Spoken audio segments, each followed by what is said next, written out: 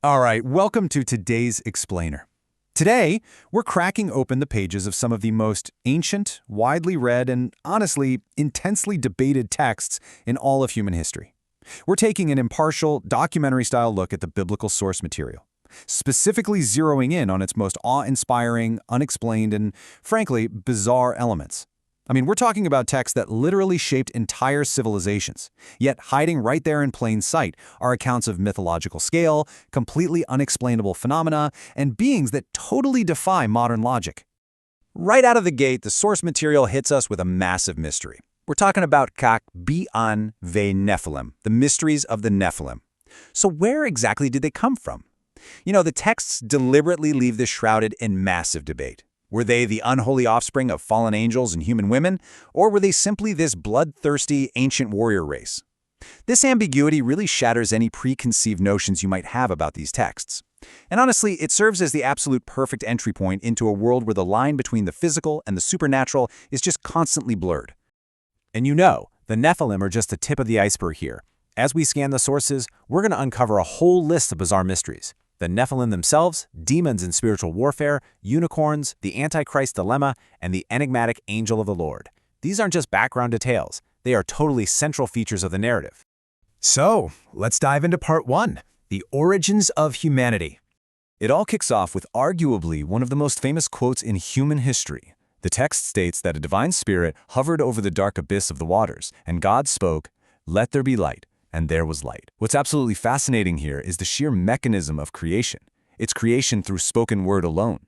Boom. It immediately establishes that in this narrative universe, physical reality is entirely subservient to a supernatural voice. It establishes divine authority over physical limitations and sets the foundation for literally every single anomaly that we're going to see next. So the crucial point is how this supernatural foundation actually affects humanity itself. Just look at this timeline, drawn directly from the text genealogies right after the Great Flood. We see Arpachshad, born just 2 years post-flood, but look at these lifespans. Shem lives 500 years, Eber lives 430 years, Ru makes it to 207, and Serug lives 200 years. We are looking at a completely mythological scale of early humanity. And the text presents these centuries-long lifespans not as some poetic metaphor, but as absolute recorded data points of an ancient world that just operated under entirely different biological rules. Which brings us to part 2, the era of giants. As humanity progresses in the narrative, the anomaly of those Nephilim we talked about culminates on the battlefield. Let's ground this myth in some concrete data provided by the text. 3. That is the number of meters. The sources describe the Philistine champion, Goliath of Gath, who is very often linked to those ancient giant bloodlines as being roughly 3 meters tall. Just imagine standing in front of a guy who is essentially a story and a half high. This isn't just a tall soldier. This is a terrifying physical manifestation of those ancient giants. And to really emphasize the visceral, terrifying reality of the text here, look at this number, 50. Goliath wasn't just impossibly tall, he was impossibly strong. The text specifically notes that his scale-like bronze armor alone weighed a staggering 50 kilograms. That is over 110 pounds of solid metal worn just on his torso, swinging and moving around in combat. It's almost unbelievable. And this brilliantly illustrates the core dynamic of these texts. We've got Goliath on one side, 50 kilograms of bronze armor, wielding a massive spear topped with a 6-kilogram iron head. And on the other side, we have the young Israelite, David. His weapon? A simple shepherd's sling and a stone he pulled from a pouch. No armor, no sword. The text builds this incredible tension here, but it does so to prove a point. In this narrative, overwhelming physical power and giant stature are absolutely useless against someone backed by the supernatural. David's simple stone brings the giant crashing face first right into the dirt. Moving on to part 3, marks of the supernatural. Now I want you to contrast that loud, bloody battlefield with this incredibly quiet, holy moment. Moses is way out in the wilderness, and he sees a bush completely engulfed in flames. But miraculously, the leaves aren't turning to ash. The wood isn't being consumed at all. From that impossible fire, a voice actually speaks, identifying itself simply as, "I am who I am," or the eternal existing one. It's this profound moment where the supernatural quietly but absolutely overrides the natural world. What's really interesting about the fall of Jericho is how the text almost gamifies historical warfare. Look at the highly specific, ritualistic steps commanded for the Israelites to conquer this massive fortress city. Step 1. March around the city once a day for 6 days, in total silence. Step 2. On the 7th day, march around it 7 times. And Step 3. The priests blow the horns, the people let out a massive shout, and those impenetrable walls literally collapse straight into the ground. It's essentially a precise, supernatural formula disguised as a military tactic. And we see this exact same theme of supernatural math pop up later in the New Testament. Look at this specific numerical contrast. The resources? A meager 5 loaves of bread and 2 fish. The outcome? Jesus miraculously feeds a crowd of over 5,000 hungry people. And the text specifically makes a point to note that they even gathered up baskets of leftovers. It perfectly illustrates how the supernatural operates on a completely different economy of scale, literally creating massive abundance out of practically nothing at all. And that leads us right into part 4, the spiritual world. The number 40. According to the texts, right after his baptism, Jesus is led out into the harsh, isolated, and totally unforgiving desert. And for 40 days and 40 nights, he fasts. I mean, he is physically exhausted, pushed to the absolute limits of human endurance. And it's exactly in this weakened physical state that the supernatural warfare reaches its absolute peak, as he is directly confronted and tempted by Satan himself.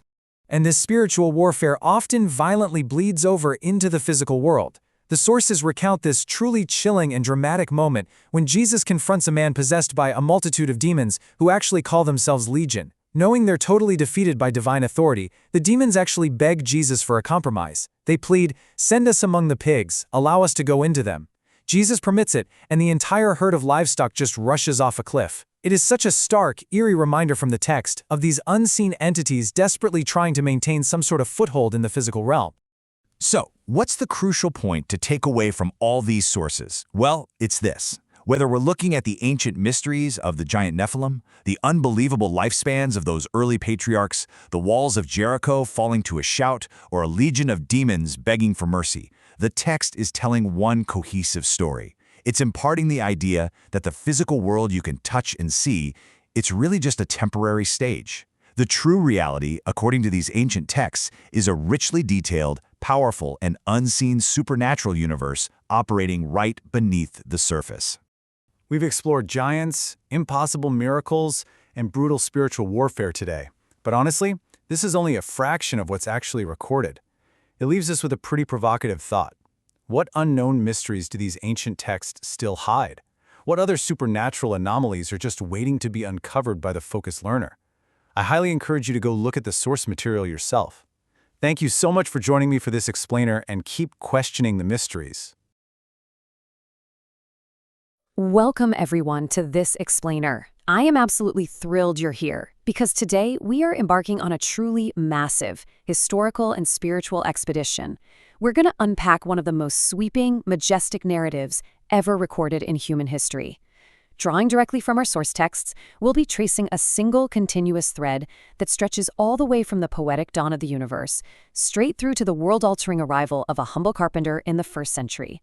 Whether you're already deeply familiar with these accounts, or you're simply fascinated by ancient history and literature, this journey is going to bring these foundational stories to life in a way that is incredibly clear and, honestly, just a lot of fun to follow. Okay, let's dive into this. Here is our chronological roadmap for this massive historical journey. We'll cover 5 distinct eras today. First, the era of creation. Second, the covenant and the Exodus. Third, the era of kings. Fourth, the birth of Jesus. And finally, his ministry and miracles. Part 1. The Era of Creation. The Dawn of the Universe. We begin right at the beginning, the book of Genesis. I want you to imagine a state of complete, unformed void, total darkness covering the abyss. And then, out of that absolute chaos, a voice speaks, deliberately ordering the universe step by step. Light from dark, sky from water, land and plants, the sun and stars, birds and fish, culminating finally in animals and humans.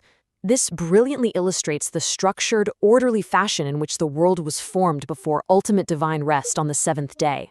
But while this majestic architecture of creation is pristine, the text also introduces these profound ancient enigmas, most notably, Kekbi Andver Nephilim, the mysteries of the Nephilim. It's a fascinating, darker sub-narrative nestled right in the middle of this early creation. Were they the offspring of fallen angels, ancient giant warriors, or legendary kings? It's still hotly debated today. Let's move to and see how this builds. Part 2. Covenant and Exodus, the birth of a nation. So, generations have passed since the dawn of creation. The descendants of those early patriarchs are now enslaved in Egypt, crying out for deliverance. And the turning point? It happens when history's most reluctant leader, Moses, is out in the desolate wilderness and encounters a bush that is burning fiercely, but it's not burning up. It's an awe-inspiring moment. When Moses actually asks for the name of the deity who is sending him to face the most powerful ruler on earth, the answer is absolute. I am who I am. Just let that sink in. It's a staggering statement of eternal existence and ultimate authority, perfectly setting the stage for the dramatic rescue that's about to unfold. What follows is just a sequence of incredibly high-stakes drama. The texts describe 10 devastating plagues striking Egypt, completely dismantling the authority of the Egyptian pantheon. And then comes the breathtaking escape. I mean, picture this. The miraculous parting of the Red Sea, where the waters literally stand up like massive walls on the left and the right. The Israelites cross on dry ground, and then, boom, the waters collapse on the pursuing chariots. Finally, this newly freed nation arrives at Mount Horeb, where they receive the 10 Commandments. This wasn't just a set of rules. It was a moral and legal code that would forever define their identity and completely shape human history. Part 3. The Era of Kings, Courage, Wisdom, and Faith. After years of wandering and finally settling the Promised Land, Israel enters a period of intense political consolidation. But the sources don't just give us dry, boring historical records, right? They give us deeply human stories. Take the ultimate underdog story. On one side, you have Goliath, a seasoned Philistine champion standing around 3 meters tall, covered in 50 kilograms of bronze armor. To put that into perspective, that is roughly the weight of a baby rhino, and he's wielding a massive iron spear. On the other side, David, a young shepherd boy armed with nothing but a staff, a simple sling, and 5 smooth river stones. So the crucial point is, David refuses traditional armor.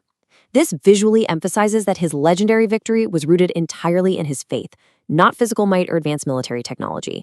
Following David, his son Solomon takes the throne. Now, the texts record that a young King Solomon traveled to Gibeon and offered a staggering 1,000 burnt offerings. 1,000! Following this immense act of devotion, God appears to him in a dream and asks what he desires. And here's the kicker. Instead of asking for a long life, massive wealth, or the destruction of his enemies, Solomon simply asks for an understanding heart so he can govern the people justly. Because he prioritized wisdom over wealth, he was granted an era of unprecedented prosperity and peace. Okay, let's take a step back and look at the macro view here. Across centuries, from the promises made to Abraham, to the law given through Moses, to the eternal kingdom promised to David and Solomon, all of these narrative threads are pointing forward. It's like a giant puzzle coming together. The prophets consistently pointed to a coming Messiah who would fulfill all these ancient promises. And that brings us perfectly to the 1st century AD, a time of immense anticipation under heavy Roman occupation. Part 4. Birth of Jesus, a humble arrival. As we enter the New Testament, the pacing of our story completely changes. After all those grand expectations of a mighty conquering warrior king, the narrative just slows right down. We focus on a young, ordinary couple. We zero in on a quiet, incredibly vulnerable manger in unassuming Bethlehem. The contrast is absolutely stunning, isn't it? The newborn Jesus is laid in a feeding trough for animals. His first visitors aren't royalty. They're lowly, working-class shepherds who just received an angelic announcement out in the fields. Yet at the exact same time, the cosmos itself signals the event, with a radiant star guiding wise men from the east to come and pay homage.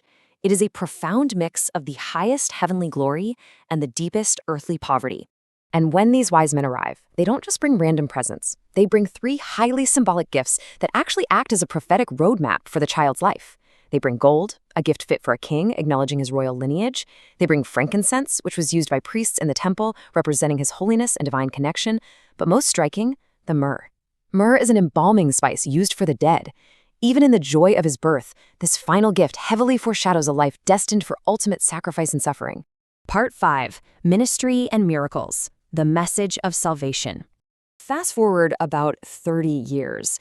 The quiet carpenter emerges from Nazareth, heading down to the Jordan River to be baptized by John. As he steps out of the water, a heavenly voice declares him the beloved Son. But immediately after that triumphant moment, He doesn't start a political revolution. No. Instead, he's led into the harsh, unforgiving desert for 40 days. Now, what's really interesting about this slide is the grueling reality of those 40 days. Fasting and completely physically exhausted, Jesus faces intense temptation from Satan. He's offered ultimate worldly power, incredible wealth, shortcuts to glory, the whole shebang. But he counters every single temptation by quoting ancient scriptures, fully preparing his spirit for the massive mission ahead. When he does begin to teach, his message is wildly radical. Unlike the religious elite of the day, Jesus openly and warmly embraces those pushed to the very margins of society, the sick, the poor, and the known sinners. And he says things that totally shock the establishment. Things like simply declaring, "Your sins are forgiven." By claiming the authority to forgive sins, a power that was strictly reserved only for God, he demonstrates a profound act of compassion that challenges absolutely every existing social and religious norm. And he backs up these radical teachings with undeniable authority over nature. Think about human limits for a second. 5 small loaves of bread and 2 fish, that is entirely insufficient for a massive, hungry crowd. That's like trying to feed a whole stadium with a single packed lunch. Yet, through divine provision, Jesus gives thanks, breaks the bread, and miraculously feeds over 5,000 people, with baskets of leftovers to spare. This miracle brilliantly illustrates his divine authority and his boundless care, not just for the spiritual hunger of the masses, but for their very real physical needs as well. Day after day, his ministry leaves a profound impact. He delivers the Sermon on the Mount, literally turning human values upside down by saying the meek shall inherit the earth. He teaches through deeply memorable parables, like the Good Samaritan and the prodigal son. He heals the blind, cleanses the lepers, and, amazingly, even raises the dead. But alongside this overarching message of immense love and repentance, he constantly issues solemn warnings to his followers about the trials, the rejection, and the ultimate sacrifice that lie ahead of them in Jerusalem. And that brings us to the end of our visual roadmap today. We've traveled from the voice that sparked the universe into existence, through the fiery trials of the Exodus, past the thrones of ancient kings, all the way to a humble carpenter offering radical forgiveness to the broken. It's a breathtaking narrative of promise and fulfillment, isn't it? So, as we wrap up this explainer, I want to leave you with this thought-provoking question. How does this epic journey shape your own understanding of history, humanity, and faith today? Take a moment to reflect on that. Thank you so much for joining me, and keep asking the big questions. Welcome to The Explainer. Today we are cracking open a dossier on one of the absolute oldest, strangest, and honestly most intriguing accounts in human history. We're investigating a genuine historical enigma, the mysteries of the Nephilim, those ancient giants that once walked the earth according to biblical records. Throughout this analysis, we aren't just going to look at myths and legends, we're going to dissect specific details straight from the source texts to truly understand the scale, the origins, and the story behind these incredibly anomalous figures. Okay, let's dive into this. The absolute core question that has completely baffled scholars, theologians, and history buffs for centuries is simply this: where did the Nephilim actually come from? Ancient texts suggest there was an entire era dominated by these colossal entities. But to truly understand who they were, we have to rewind the clock and follow the chronological breadcrumbs left behind in these ancient manuscripts. Section 1. The Era of Beginnings. So let's map this out. We start way back on day 6, which the texts mark as the creation of humanity. Then we jump forward across the devastating Great Flood, a massive, literal watershed dividing line in the ancient world. And finally, we land in the post-flood era with the generation of the Tower of Babel. You know, these giants and tyrants, they didn't just pop up out of a vacuum. They emerged from the sheer chaos of these exact historical turning points. And coming out of that historical backdrop, our sources present a pretty bold theory. There are distinct arguments suggesting that the records of these giants, these bloodthirsty tyrants roaming the early earth, have been deliberately veiled in secrecy. Some sources even claim this knowledge has been intentionally hidden by the church. So, this early period, it wasn't just some peaceful ancient pastoral scene. It was a highly volatile staging ground for the overarching mystery of a completely megalomaniacal generation. Section 2. Nimrod and the Tower of Babel.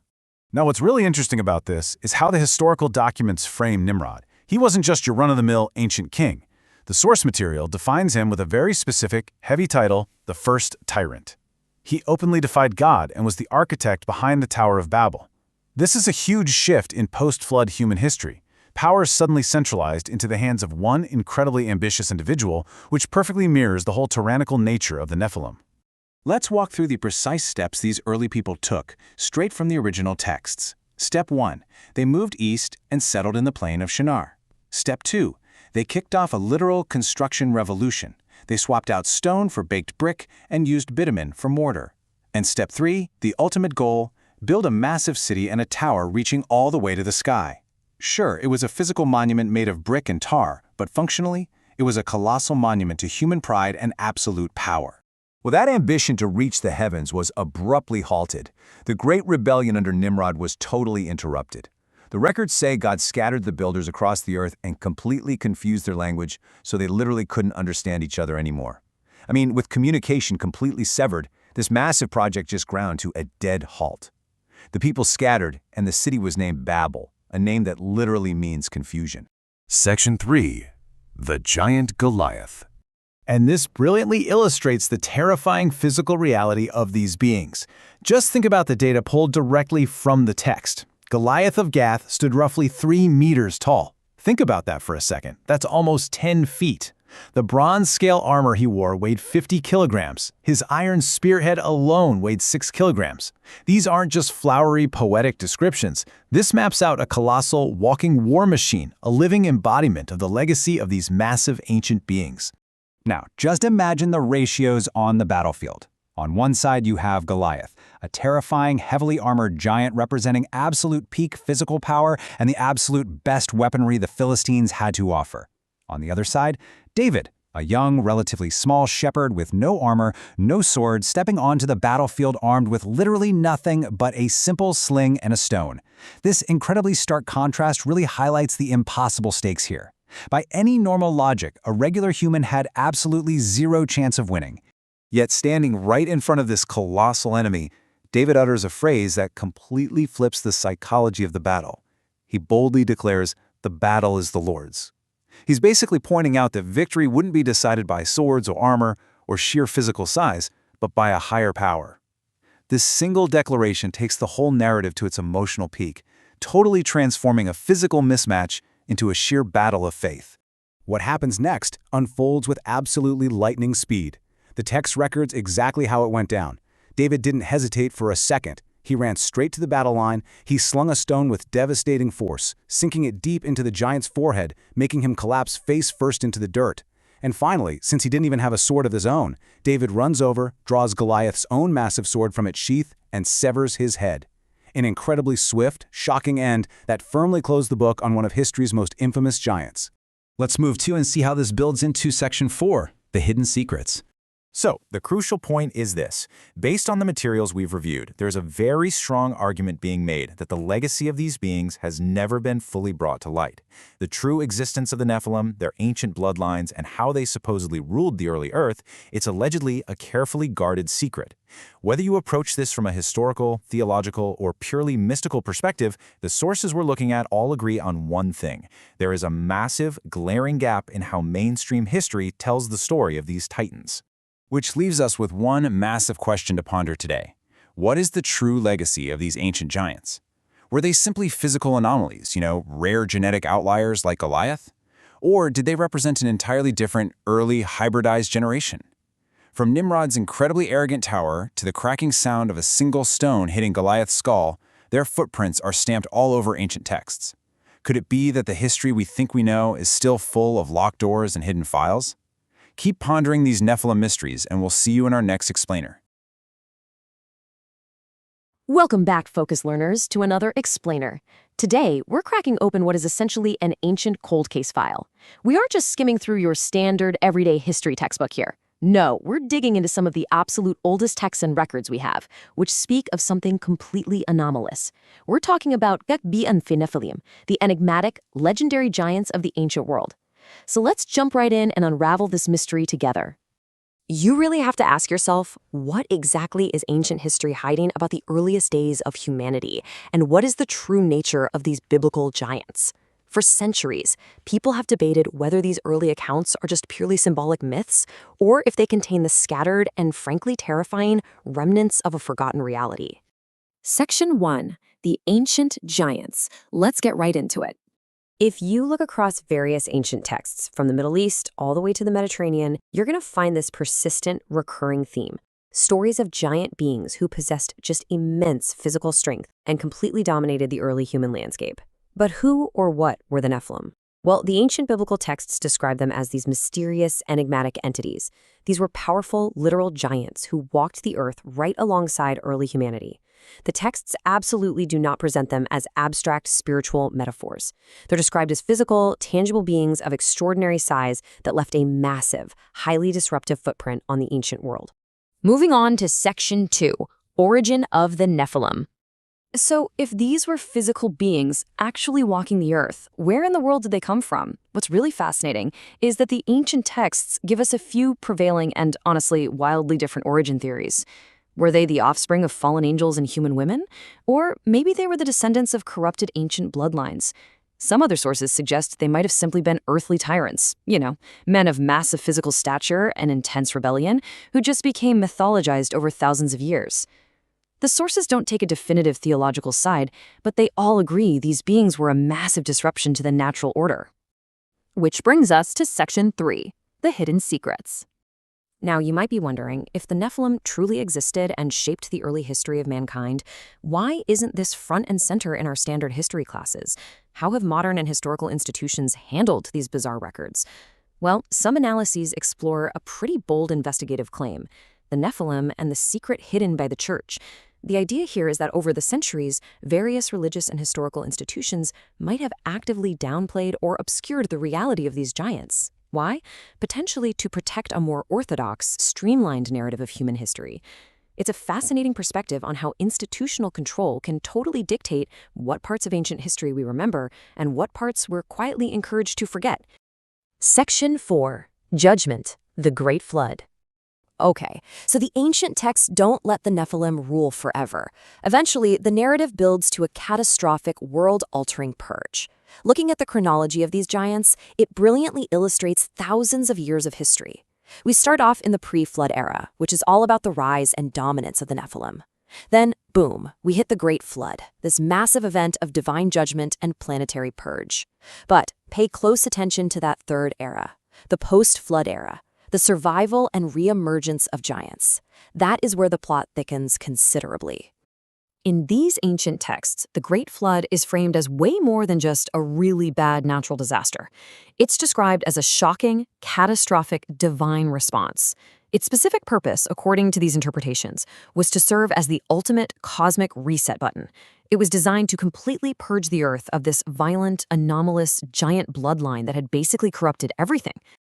And that leads us right into Section 5, Post-Flood Traces.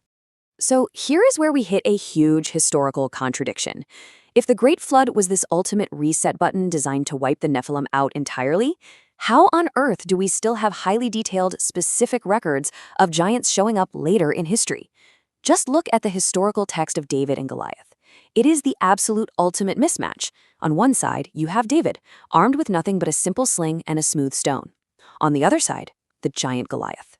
And the texts are incredibly specific here. We are talking about a warrior who is roughly 3 meters tall, that's nearly 10 feet, wearing 50 kilograms of scale armor. Those exact textual measurements really highlight the sheer terror of facing a post-flood giant. This wasn't just a tall guy. This was a living remnant of an ancient, terrifying world. 6 kilograms. Just let that sink in for a second. According to the ancient records, that was the weight of just the iron spearhead on Goliath's weapon. Think about the immense, ridiculous physical strength it would take to casually wield a weapon with a 6-kilogram piece of solid iron right at the tip. It's granular, specific details exactly like this that ground the whole myth in an absolute terrifying reality. Let's actually break down the full arsenal of this giant. A heavy bronze helmet on his head, 50 kilograms of bronze scale armor covering his body, bronze greaves protecting his legs, a massive bronze javelin slung between his shoulders, and, of course, that 6-kilogram iron spearhead we just talked about.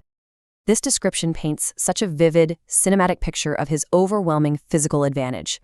It shows us exactly what early humanity was up against when they encountered the stragglers of this bloodline. But here's the crazy part.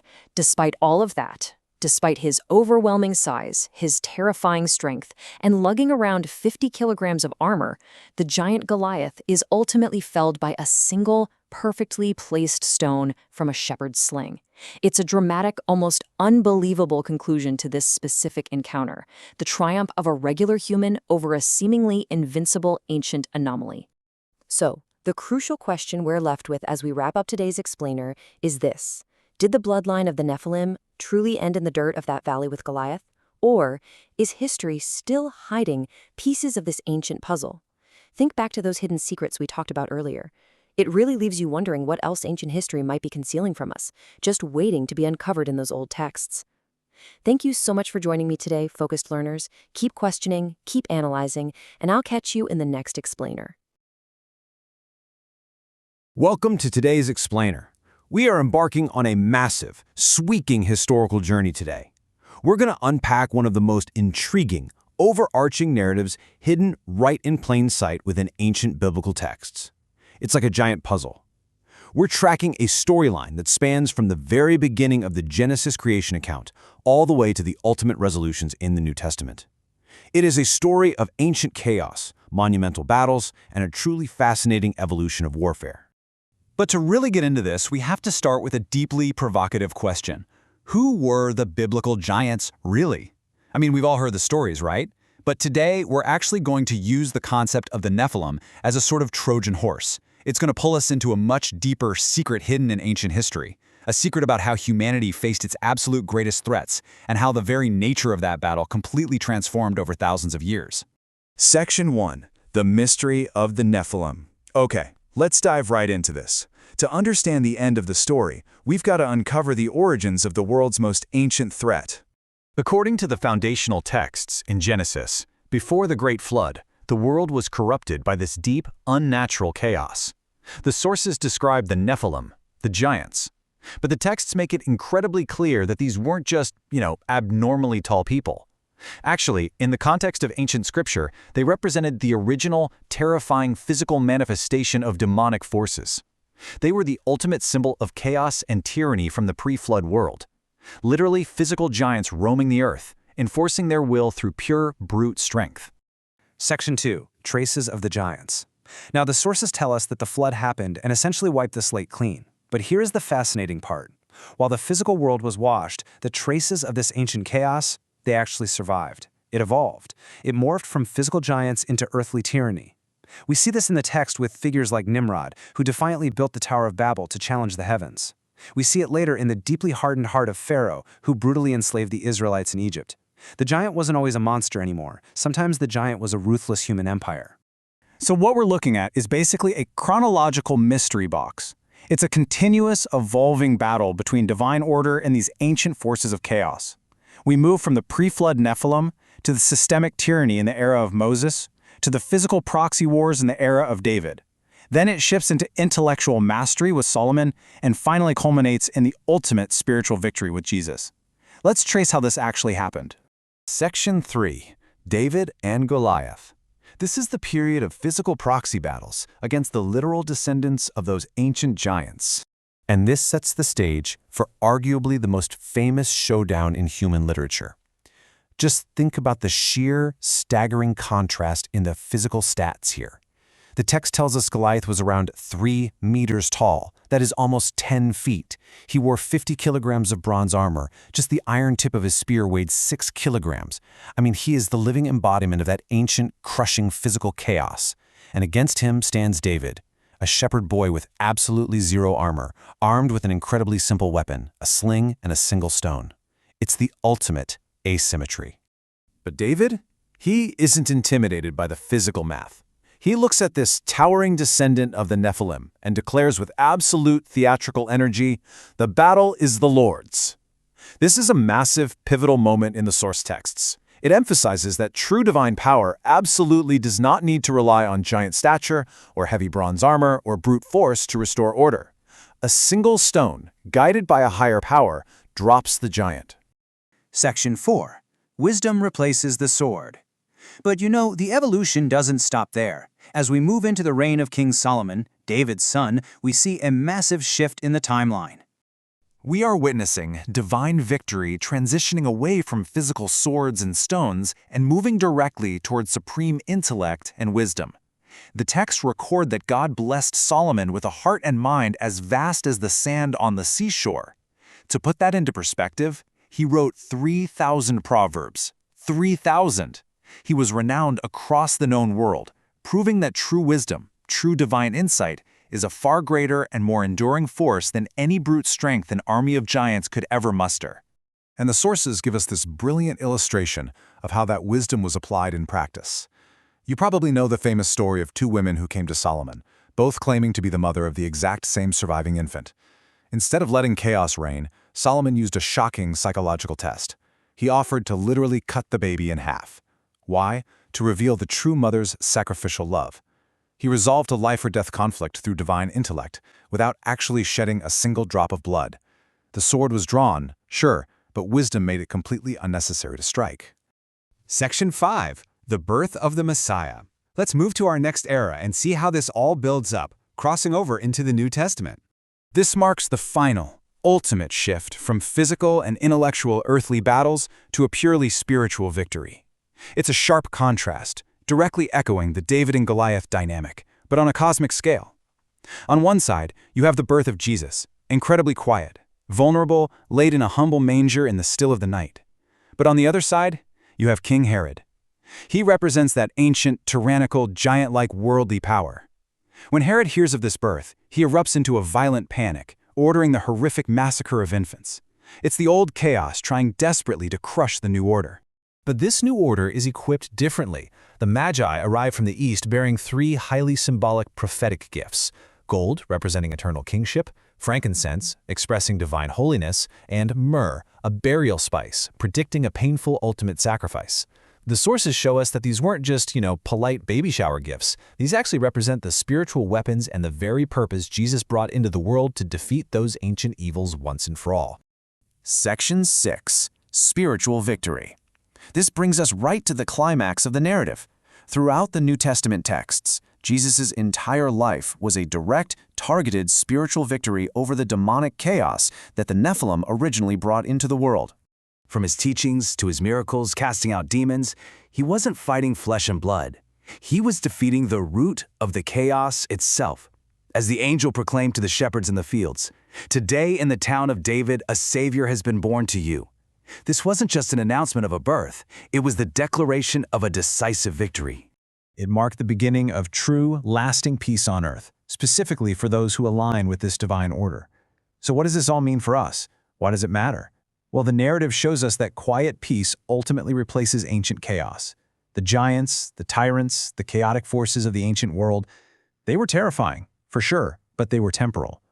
Understanding this long historical triumph over ancient mysteries brings a sense of deep, deep peace. It tells the reader that despite the giant-sized anxieties or chaotic forces in the world today, the ultimate spiritual battle has actually already been won. But the biblical texts do leave us with some haunting, deeply fascinating imagery regarding the final wrap-up of this ancient evil. In the book of Revelation, the abyss is opened and out swarms a terrifying locust army with a mysterious king alongside a beast that looks like a lamb but speaks like a dragon. It's like the ancient echoes of the Nephilim and the demonic realm are making one final desperate stand before the end of the age. We've tracked an incredible journey in today's explainer, from the brute threat of pre-flood giants to the ultimate spiritual peace of the Messiah. The central takeaway here is that divine order conquered ancient darkness. But as we look at the locust armies and lamb-like beasts of Revelation, we have to ask ourselves, while the ultimate spiritual battle has been won, are the echoes of the Nephilim still fighting a desperate shadow war in our world today? Something to think about. Thank you so much for joining me on this deep dive. See you next time. Welcome to today's explainer. We're going to explore what I think is absolutely one of the most fascinating themes woven throughout ancient biblical history, and that is the extraordinary power of the weak. Time and time again, these historical texts present us with scenarios that just completely defy human logic. We're talking about unlikely victors, completely outmatched on paper, standing up against literal insurmountable odds and actually winning. So today, we're going to look at how absolute, tyrannical empires and massive physical threats were repeatedly brought to their knees by the most unexpected, vulnerable people imaginable. Okay, let's dive into this. Just think about the sheer contrast here. On one side, you've got the ultimate symbols of worldly, military power, right? Pharaoh's formidable war chariots, a giant's heavy bronze armor, and a paranoid tyrant king commanding massive armies.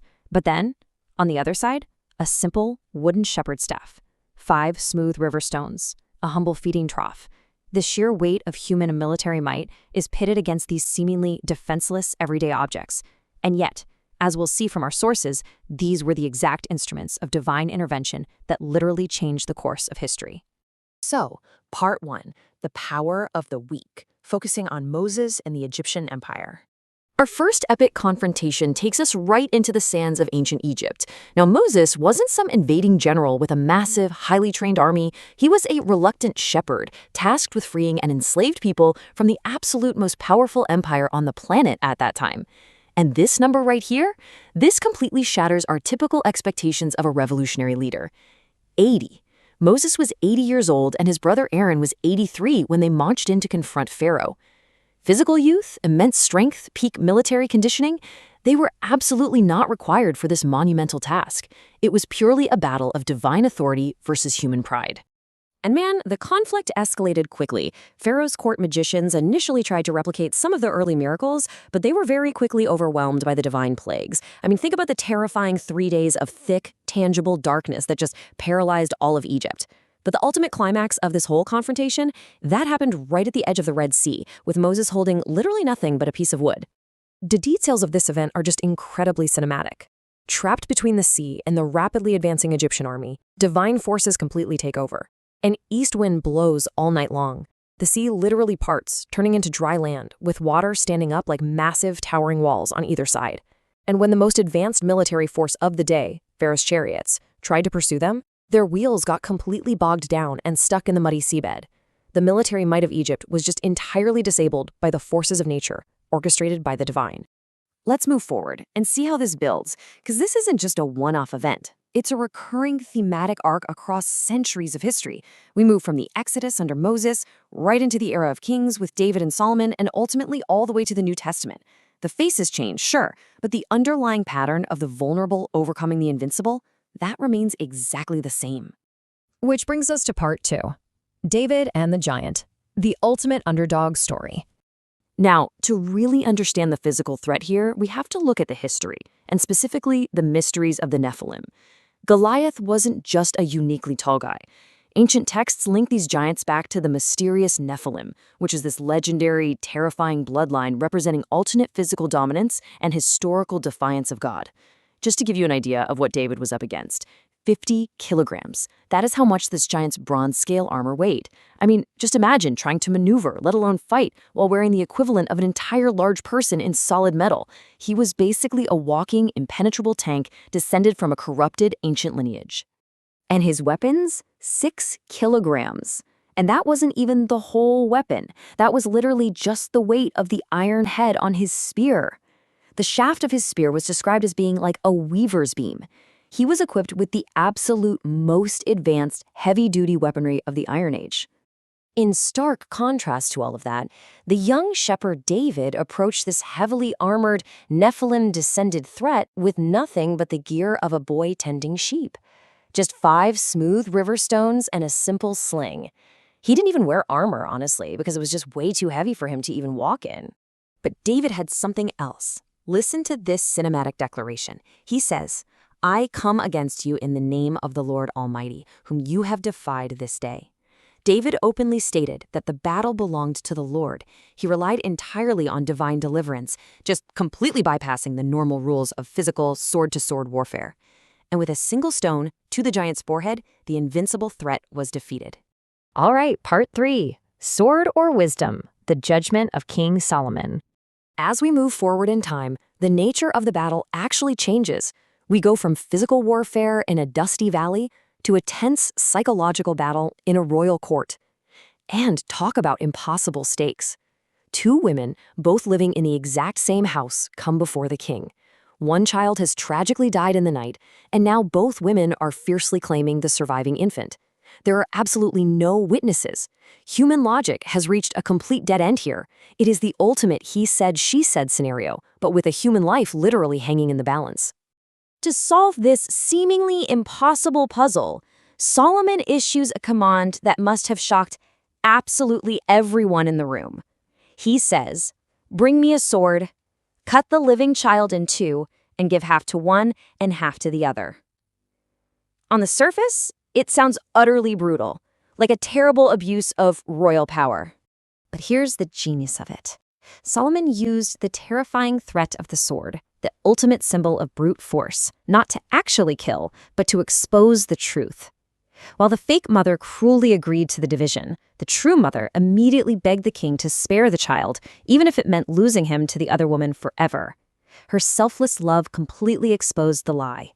Solomon used profound divine wisdom to conquer a problem that absolutely no weapon could ever solve. And finally, part 4, the infant and the tyrant. A helpless infant survives an empire. We finally reached the New Testament for the ultimate thematic contrast of this whole explainer. On one side, you have King Herod, famously paranoid, deeply insecure about his throne, commanding massive Roman-backed armies, and literally willing to slaughter innocent children just to protect his own power. And facing this absolute tyrannical power, the infant Jesus, wrapped in cloths, sleeping in a humble feeding trough in a tiny village called Bethlehem. I mean, it really doesn't get more defenseless than that. Yet even in this utter vulnerability, foreign wise men travel all the way from the east, guided by a star, to recognize this infant's true identity. And they bring very specific, highly symbolic gifts.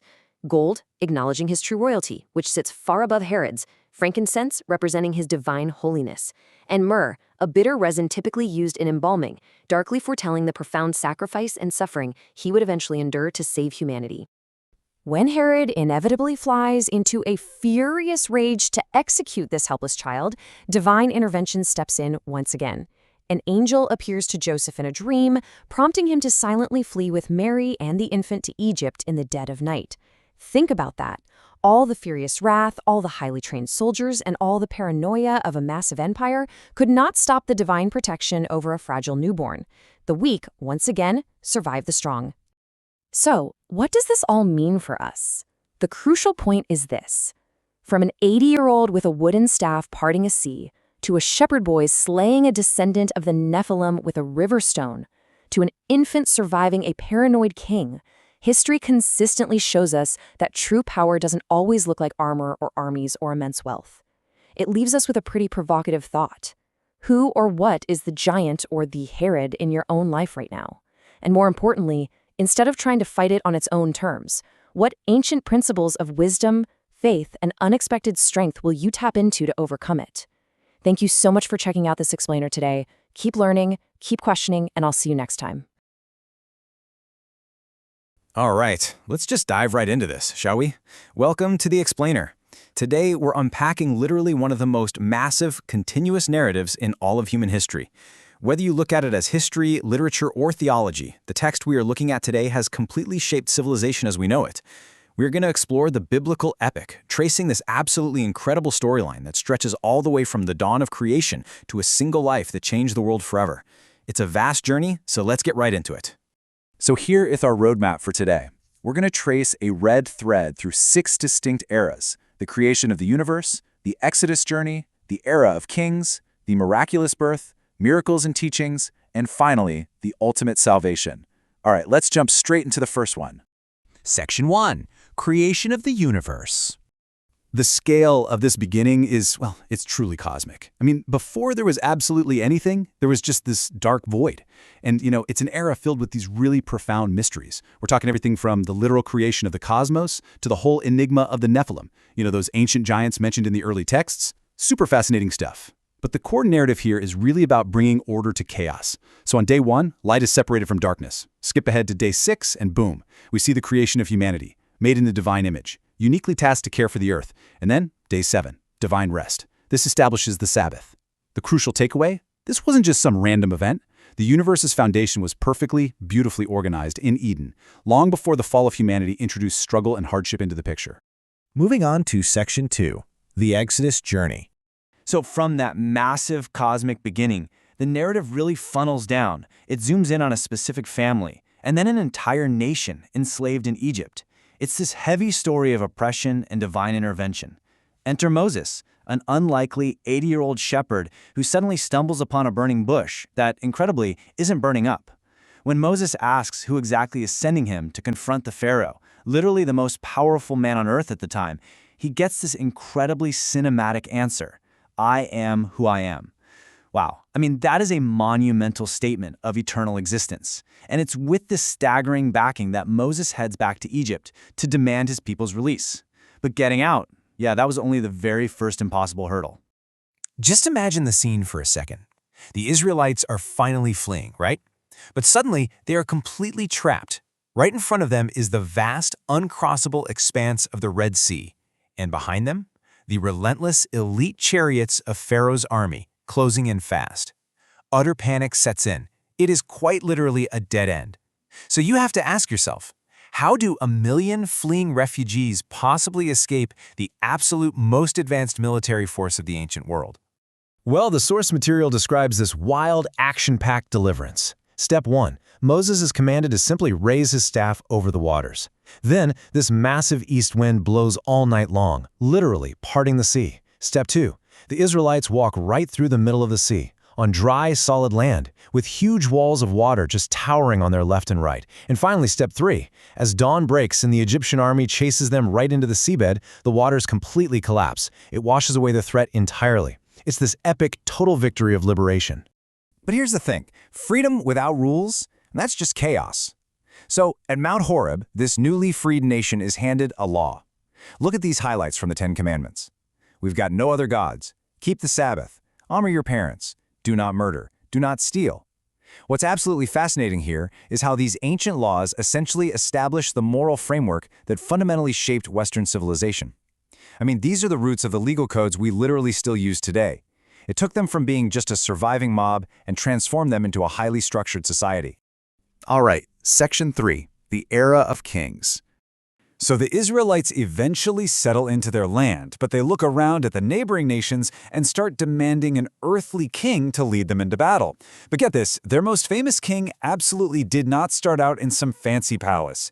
Nope, he started out as an overlooked shepherd boy who was just carrying bread and cheese to his older brothers on the front lines. He shows up and finds his people completely paralyzed by a terrifying threat, the Philistine champion, Goliath. The text describes this guy as roughly 3 meters tall. He's wearing 50 kilograms of bronze armor and swinging a spear with a 6-kilogram iron tip. The guy was basically a walking tank. And yet young David, a teenager who literally just arrived at the camp, volunteers to fight him. The odds are just completely, totally impossible.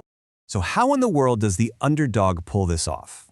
Well, initially, David tries putting on King Saul's heavy armor, but he rejects it. He can't even walk in the stuff. He chooses mobility over defense. Instead, he grabs his shepherd's staff, picks out 5 smooth stones from a nearby stream, and takes his simple little sling. As the giant is just mocking him, David literally runs toward the battle line, swings that sling, and hits Goliath perfectly in the one single exposed spot, his forehead. The giant goes down hard, and the whole battle is won in a matter of seconds. But you know, right before that stone was ever even thrown, David shouted out this incredibly powerful quote. He looks at Goliath and says, "You come against me with sword and spear and javelin, but I come to you in the name of the Lord of hosts." This is a huge point. David's victory wasn't just some lucky physical or tactical triumph. It was a profound, deeply rooted declaration of faith. He truly believed the battle belonged to God. Now, David's son, Solomon, is the one who inherits the throne next. And while David was known everywhere as a fierce warrior, Solomon, he was famous for his divine wisdom. There's this wild story where 2 women come to him, both claiming to be the mother of the same living baby, while the other baby had tragically died. Now remember, there are no DNA tests in the ancient world. So Solomon orders a sword to be brought out and says he'll just cut the living child in 2 and give half to each. It sounds crazy, right? But instantly, the true mother begs him to spare the child and just give it to the other woman, while the liar is actually okay with the sword. In that split second, Solomon brilliantly identified the true mother by her sacrificial love. Just incredible.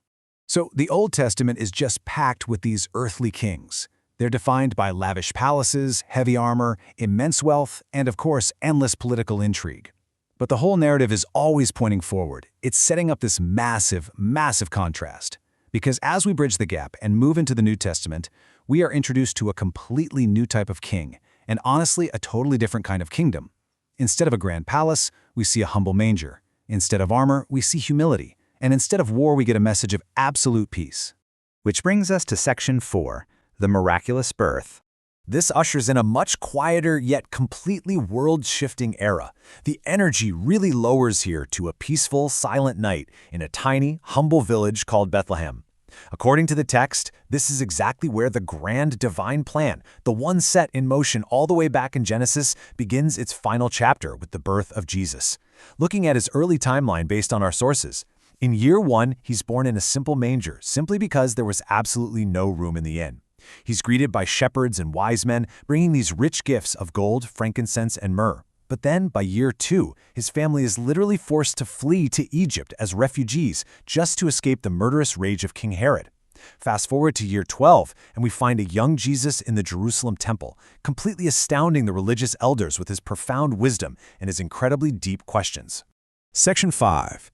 Miracles and Teachings. Following those hidden, quiet years in Nazareth, the focus shifts dramatically to the start of Jesus' public ministry, and it all officially kicks off right at the Jordan River. He goes there to be baptized by John the Baptist, which really sets the stage for a message that would completely upend the religious establishment of the day. During this baptism, the sources describe this deeply profound sensory moment. The Holy Spirit descends upon him in the form of a dove, and a voice straight from heaven declares, "You are my beloved Son. With you I am well pleased." This powerful affirmation is what publicly launches his entire mission. And right after that, he is led straight into the harsh desert to fast and be heavily tested for 40 days. When he finally emerges from that desert, Jesus just starts doing the absolute impossible. I mean, he multiplies 5 simple loaves of bread and 2 fish to feed a massive crowd of 5,000 people. He commands a raging, deadly storm out on the sea to be perfectly, totally still. But honestly, perhaps the most shocking thing of all, he brings this revolutionary grace to the very margins of society. He's eating with tax collectors, healing the sick, and actually forgiving the sins of social outcasts. And let me tell you, that absolutely outraged the religious elites, who firmly believed that only God had the power to forgive sins. Because you see, there was this massive course shift in his teaching. While everybody else was looking for another David, a fierce military king to finally overthrow the Romans, Jesus taught that the kingdom of God isn't some political boundary you can just point to on a map. He explicitly said, the kingdom of God is within you. He was teaching that true salvation, true transformation, those are internal spiritual realities that have to start right inside the human heart. And finally, Section 6, the ultimate salvation. Now, this internal revolution inevitably clashed hard with the powers of the world, bringing this entire epic to its massive climax in Jerusalem. All the pieces of the divine plan we've talked about, the ancient sacrifices, the prophecies, that red thread we've been tracking since the very beginning, they all finally align. Jesus knew exactly where his teachings were leading him. He explicitly reveals to his disciples that his mission isn't to conquer Rome with an army. No, it's to suffer, to be rejected, and ultimately to be killed. But crucially, he also predicts that this won't be the end of the story. He promises them that on the 3rd day, he will absolutely triumph over death itself through the resurrection. And this right here beautifully summarizes the whole why behind this entire sprawling history we've just covered. This insanely famous quote, "For God so loved the world, that he gave his one and only Son, that whoever believes in him shall not perish but have eternal life." It really serves as the thesis statement of the entire biblical epic. It frames absolutely everything, from the creation of the universe all the way to the cross, as one single, beautifully unified story of divine rescue and love. So, what's the crucial takeaway from our explainer today? I'll leave you with this final thought. How does this ancient narrative, a story filled with cosmic creation, deeply flawed kings, giant slayers, and ultimate sacrifice, how does it continue to shape our world, our morals, and our own personal choices today? Because whether you view it as pure history, deep faith, or just really fascinating literature, its legacy is absolutely undeniable, and it is still very much alive. Thank you so much for joining me on this incredible journey through the source material, and hey, keep exploring. Welcome to today's explainer. We're diving into what is arguably one of the most sweeping, majestic narratives in human history. Today, we're tracing the Bible's highly structured path. We're going to start all the way back at humanity's earliest failures and profound states of exile, and follow that thread right through to its ultimate promise of salvation. The sheer scale of this narrative is honestly breathtaking to explore. So how exactly does a story that begins with a tragic fall end with eternal hope? Well, this profound question really anchors the entire dramatic arc we're looking at today. It's an arc made up of three main acts: a monumental problem, a centuries-long preparation, and a glorious fulfillment. And as we explore this, keep one major recurring theme in the back of your mind: exile. Whether we're talking about humanity being expelled from Eden or the historical exiles of Israel, the text relentlessly explores this deep sense of displacement, of wandering, and the ultimate pursuit of finding a way back home. The core problem is established super early in Genesis. It's essentially the original exile. Due to disobedience and pride, Adam and Eve are expelled from the Garden of Eden, and the narrative places flaming swords there to guard the way back. Suddenly, humanity is cursed to toil and sweat just to survive from the dust of the earth. And, it doesn't stop there. By the time we hit the Tower of Babel, human pride leads to another massive dispersion. Languages are confused, and people are scattered across the globe. It perfectly establishes a struggling, fragmented world that is desperately in need of rescue. Now, this narrative doesn't just resolve overnight.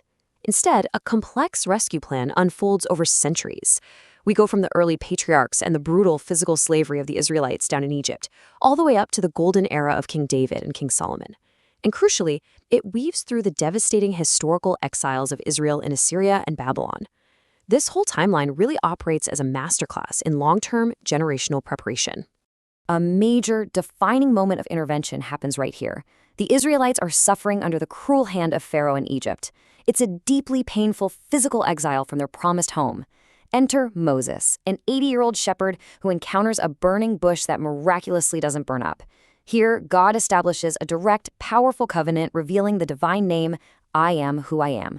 This specific moment signals the spectacular launch of a grand rescue mission to pull his people out of captivity. And this rescue mission, it was both physical and spiritual. First, God strikes Egypt with 10 plagues, culminating in the Passover that spares the Israelites. Then, picture this: Pharaoh's massive army of chariots is bearing down on them, but the waters of the Red Sea are miraculously parted. The Israelites walk right through on dry ground before the waters collapse on their pursuers. But getting them out of physical slavery in Egypt just wasn't enough on its own. It was immediately followed by spiritual preparation. That's the giving of the 10 Commandments at Mount Sinai, teaching this newly freed people exactly how to live in this new covenant relationship. Generations later, they're facing new threats, and a fascinating recurring theme of this preparation era emerges. On one side, you've got the Philistine champion Goliath. He's an absolutely terrifying giant decked out in 50 kilograms of bronze armor. On the other side, David, just a young shepherd boy who literally refuses the king's armor. He steps onto the battlefield relying solely on a sling, a few smooth stones, and absolute faith in the God of Israel. It beautifully illustrates that true victory in this ongoing narrative comes not from human strength or military might, but entirely through faith and divine power. Moving into the next major phase of our explainer, the Savior is born, the arrival of the promised king. What's really fascinating is how the items presented by the wise men from the East serve as a profound physical prophecy of Jesus' life mission. You have gold for a king, frankincense for God, and myrrh, which is actually a burial spice, pointing directly to the claim that this king was born to die. It's also super interesting to note that shortly after this, Jesus and his family are forced to flee to Egypt to escape King Herod's wrath. So the narrative actually has the Savior himself experiencing the pain of physical exile, completely identifying with those historical struggles of the people of Israel. According to the Gospels, Jesus steps out of a quiet life as a carpenter in Nazareth and kicks off his public ministry. But he doesn't go to the religious elites or the wealthy palaces, right? He goes to the shores of Galilee, with a really simple yet powerful invitation to humble fishermen like Peter, Andrew, James, and John. Jesus begins gathering his 12 disciples. The text portrays him as building an entirely new kind of kingdom, one built on everyday people who are just willing to drop their nets and follow him. 5,000. That is a massive number, and it represents the crowd of men, not even counting women and children, that the text says Jesus miraculously fed. And the craziest part? He did it using only 5 small loaves of bread and 2 fish. This action brilliantly demonstrates his deep compassion for the hungry crowds and his absolute authority over the laws of nature. Step by step, he was proving that he was the promised provider and shepherd. This brings us to a darker yet absolutely crucial chapter, the path of suffering, the ultimate sacrifice for humanity. This is such an agonizing quote. It comes from the Garden of Gethsemane on the night before his death. The sources tell us his anguish was so incredibly deep that he was sweating drops like blood. Yet, this very moment anchors the conscious, willing submission of his sacrifice. The narrative is very clear here. He wasn't just a victim of circumstance. It frames him as consciously choosing to drink the cup of suffering to fulfill this ultimate rescue mission for humanity. The brutal sequence of suffering starts in the darkness of betrayal. He's sold out by one of his closest friends for just 30 pieces of silver. From there, it moves through rigged trials, intense physical mockery, the crowning with thorns, and the sheer, crushing exhaustion of carrying his own cross. It all culminates at Golgotha, where he is nailed to wood between two common criminals. And yet, in spite of all that, this profound plea captures who the text claims Jesus truly is. Even in the midst of unimaginable physical torment, with nails driven through his hands and feet, he utters these words of forgiveness. It demonstrates that his core message of radical love literally never wavered for a single second. The narrative shows him dying for the very people who are actively mocking and executing him. So how does this all tie together? Well, under the Old Covenant, Moses led the Israelites out of physical slavery in Egypt, and later on, the prophets guided them through the historic exiles of Israel in Assyria and Babylon. But under the New Covenant, the narrative presents Jesus as leading humanity out of the ultimate universal exile. That's the spiritual death and separation from God that began all the way back in the Garden of Eden. Those physical rescues of the past perfectly foreshadowed this final spiritual restoration. The narrative culminates right here. The resurrection transforms what seemed like a tragic execution into what the text claims is a triumphant victory over death itself. The empty tomb changes absolutely everything. Before ascending to heaven, he gives his followers the Great Commission, a massive global mandate to spread this message. And then, at Pentecost, the Holy Spirit descends like a rushing wind and tongues of fire, turning frightened fishermen into incredibly bold witnesses. It sparks the explosive launch of a global mission that continues to influence millions today. And that brings us to the end of our explainer. From the tragic fall and exiles of humanity, through centuries of preparation, all the way to the empty tomb, this narrative structure has shaped civilizations. The story ultimately frames the great exile as over, and the way home as wide open. So the final question it leaves us with is, how does this ancient blueprint of redemption continue to shape our understanding of hope today? Thanks so much for joining us.